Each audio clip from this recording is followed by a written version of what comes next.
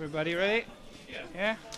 Well, Mas, first, I gave us some news because we have seen you involved in two crash. I don't know if you fell at this moment, especially the second one we didn't see.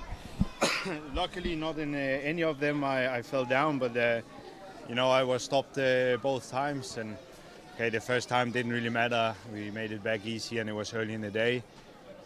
Second time was a bit tougher. It took almost a lap for Dan to bring me back, and that's a bit annoying to lose Søren in a crash like this, and then using Dan to come back. It destroyed our train, but in the end we made a good damage control, and we got decent points out of today. So yeah, it's okay. And I think Søren was meant to be your lead-out man today. Yeah, Søren was meant to be the last guy, so that's a pity to lose him. And then Danje had to keep us in the front so we could go into this last technical part first, and then when you have to use him as well, I end up a bit alone, and Vacek also had to use a lot of energy, so it was a bit of a bad situation for us, but that's also racing, and now I just can't wait to see Søren, and I hope he's okay. And how it went in the last kilometer, knowing you had already done the effort, as you said, to come back. How did you manage your way up to the fourth place at the end? Yeah, I had to use some bullets to make it back to the front. Like, I think 2Ks to go, I was position 40-50, something like this. But I also knew I had to make an effort, and then I could have a breathe in, from 1,200 meters to 800 meters to go. But then I just didn't have, the best sprint today, and yeah, as I said, it was a good damage control. So you were in tough position there on the right-hand side, but you had space, but maybe not so much the legs, it sounds like.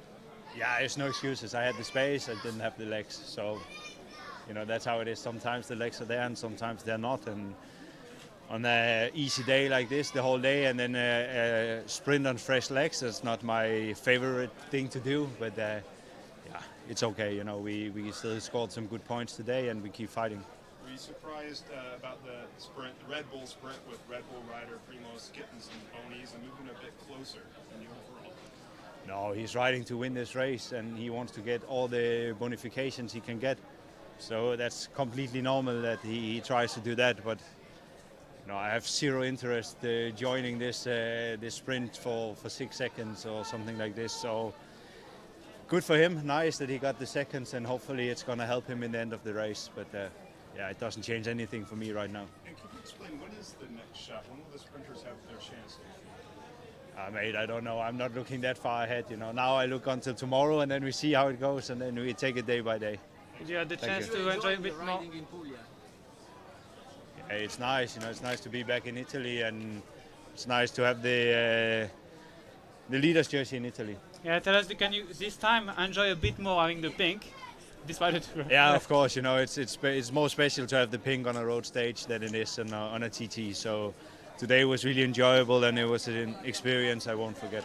But in the final match, at a certain point, you was scared not to come back, or not really? No, I have really good and strong teammates, and I was pretty sure that they will bring me back. I knew it would be a tough in the sprint. I had to find another team to trust and be with them, but I was pretty confident that the guys would bring me back to the front. Thanks, man. Thanks.